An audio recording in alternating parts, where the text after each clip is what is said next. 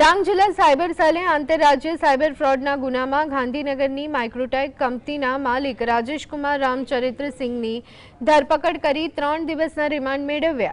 આહવાના ચિરાપડા ગામના રહેવાસીને fake investment સ્કીમમાં લાલચ આપી લાખો રૂપિયા પડાવ્યા.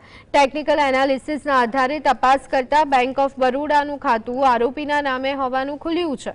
રિમાન્ડ દરમિયાન જાણવા મળ્યું કે આ જ ખાતા સાથે દેશભરમાં 14 સાયબર ફ્રોડની ફરિયાદ નોંધાઈ છે. પોલીસે સમગ્ર મામલે તપાસ શરૂ કરી છે. સારો નફો કમાવાની લાલચ આપીને 1,70,000નો ફ્રોડ કરવામાં આવેલો હતો, જેના આધારે સાયબર પોલીસ સ્ટેશનમાં 9મી નવેમ્બરના રોજ ફરિયાદ દાખલ કરવામાં આવી હતી.